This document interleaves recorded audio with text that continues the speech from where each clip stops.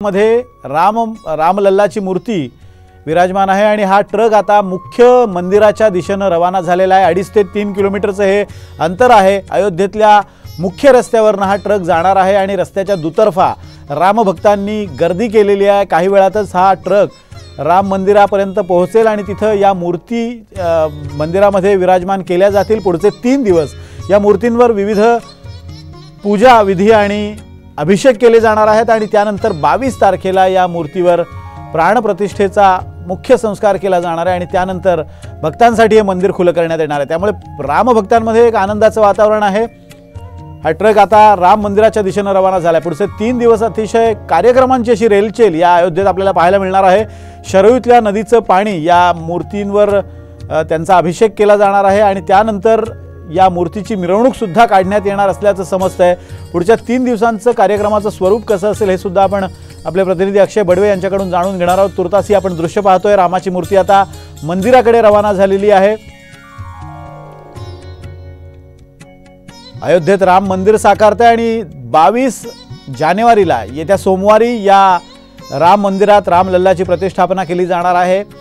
रामाची जी मूळ मूर्ती आहे रामलल्लाची ती सुद्धा या मंदिरात त्याची प्राणप्रतिष्ठा केली जाईल आणि नवीन मूर्तीवर सुद्धा प्राणप्रतिष्ठेचे संस्कार होणार। अक्षय बडवे आपल्यासोबत जोडले गेलेले आहेत। पुन्हा एकदा अक्षयकडे जाऊयात। अक्षय, पुढचे 3 दिवस कार्यक्रमांची रेलचेल असणार आहे अयोध्येत। कसे हे कार्यक्रम असतील, काय नियोजन करण्यात आले, कसा हा अनुपम सोहळा असेल?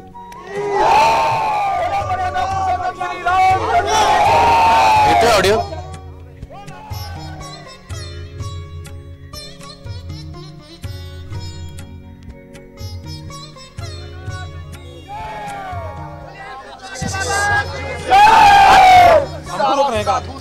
नक्कीच आपण जर बघितलं तर पुढचे 3 दिवस जे आहेत ते धार्मिक विधींनी भरलेले असणार आहेत। आपण जर काल बघितलं तर प्रायश्चित्त झालं, त्याच्यानंतर आज जलयात्रा झाली आणि त्यानंतर उद्यापासून मूळ मूर्तीवर जे धार्मिक विधींच्या बाबत जे पूजन होणार आहे ते असणार आहेत। काही राम भक्त माझ्यासोबत आहेत। आचार्य जी, कैसा है आगे का नियोजन, अभी 3 दिन क्या रहेगा? देखिए, अभी तो आप लोगों ने देखा है कि किस प्रकार से मूर्ति रामलला का राम जन्मभूमि के प्रांगण में गया और इसके बाद जो है अगला जो भगवान को वहाँ जलाभिषेक किया जाएगा। ऐसे में जो जहाँ जहाँ से सारे जल आए हैं उनसे हम सभी आचार्य लोग मिलकर, टोटल 121 आचार्य हैं, उन लोग मिलकर के भगवान राम जी को जलाभिषेक कराएंगे। जलाभिषेक जब राम जी का कंप्लीट हो जाएगा उसके बाद जो है भगवान को वास कराया जाएगा। जैसे कि आपको फलवास, अनाजवास, धानवास, घृतवास, मधुवास, तमाम जितने भी वास होते हैं भगवान को उसमें विराजमान कराया जाएगा। उसके बाद 21 को शाम को भगवान को सैया विश्राम कराया जाएगा और सैया जब विश्राम कंप्लीट हो जाएगा उसके बाद 22 तारीख को रामलला को गर्भगृह में विराजमान करा दिया जाएगा। इतनी ज्यादा खुशी का माहौल है आज यहाँ पे, ये तो आप देख ही सकते हैं। यहाँ सभी लोग जय श्री राम का नारा लगा रहे हैं।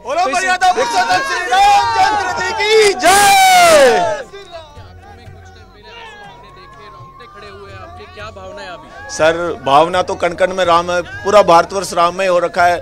भारतवर्ष की आत्मा राम में है और राम भारत में है। इससे ज्यादा क्या होगा कि 500 साल पहले जब मंदिर टूटा गया था तब हमारे बुजुर्गों ने खून के आंसू रोए थे और हम वो भावी पीढ़ी है, 10वीं पीढ़ी मेरे हिसाब से निकल चुकी होगी जिन्होंने ये सपना देखा कि मंदिर बन जाए और नहीं बन पाया। और आज वो हम भावी पीढ़ी है, वो नौजवान, वो जो जितने भी बुजुर्ग इतने भाग्यशाली है कि मंदिर बनते हुए प्राण प्रतिष्ठा देख रहे। इससे ज्यादा और सौभाग्यशाली हम क्या होंगे? बोलो जय श्री राम। राम भक्तांचा आनंद जो आहे तो गगनात मावेन असा झालेला आहे। अनेक ठिकाणाहून अयोध्येत राम भक्त जे आहेत ते दाखल झालेले आहेत। हा उत्साह जो आहे सगळा तो राम भक्तांचा आहे। देशातील कानाकोपऱ्यातून हे सगळे राम भक्त जे आहेत ते या ठिकाणी आलेले आहेत। काही लोकांच्या डोळ्यात अश्रू आहेत, अंगावर काटे आलेले आहेत। ज्या क्षणाची हे सगळे वाट बघत होते तो क्षण जो आहे तो या ठिकाणी आपल्याला अनुभवता येतोय, याचे साक्षीदार आपण होतोय। हीच खरं तर समाधानकारक आणि सुखीची बाब या सगळ्या राम भक्तांकडनं आपल्याला पाहायला मिळते। पुढचे जे धार्मिक 3 विधी आपल्याला जे आचार्यांनी सांगितले ते म्हणजे जलयात्रा आहे, त्याच्यानंतर आणखी काही धार्मिक विधी होतील आणि त्यानंतर मूळ प्राणप्रतिष्ठा जी आहे ती 22 तारखेला पंतप्रधान नरेंद्र मोदी यांच्या हस्ते पार पडणार असल्याचं चित्र आपल्याला पाहायला मिळतंय। आणि हे सगळं प्लॅनिंग, ऑर्गनायझेशन जे आहे ते मंदिर ट्रस्टकडनं करण्यात आलेलं आहे। रामाची जी प्रतिमा आहे, जी मूळ मूर्ती आहे, जिचं प्राणप्रतिष्ठा होणार आहे, ती मूर्ती जी आहे ती आता काहीच वेळात अयोध्येतील राम जन्मभूमी स्थळावर पोहोचेल आणि त्यानंतर सगळे धार्मिक विधी करून पुढचे जे कार्यक्रम आहेत त्याला खरं तर सुरुवात होईल। पण तत्पूर्वी आपण जर बघितलं तर आनंद जो आहे तो अतिशय समाधानकारक आहे. चेहऱ्यावर हास्य आहे, जल्लोष आहे.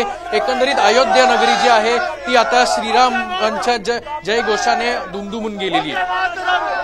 अगदी अक्षय, तुझ्याकडनं या सगळ्या संदर्भातले अपडेट्स घेत राहणार आहोत. तुर्तास धन्यवाद. आपण पाहतो ही दृश्य अयोध्येतल्या राम मंदिराच्या परिसरातली ही दृश्य आहेत. राम मंदिरापासून साधारण 2.5 किलोमीटरवरची ही दृश्य आहेत आणि आता राम मंदिर परिसरात या मूर्तीचं आगमन काही वेळातच होईल आणि तिथं राम जन्मभूमीच्या इथं जलाभिषेक केल्यानंतर अनेक धार्मिक विधी संपन्न होतील आणि अखेर 22 तारखेला रामाच्या मूर्तीची प्रतिष्ठापना या नवीन मंदिरात केली जाणार आहे. या बातमीवर आपलं लक्ष असणार आहे. इतरही बातम्यांकडे वळूयात.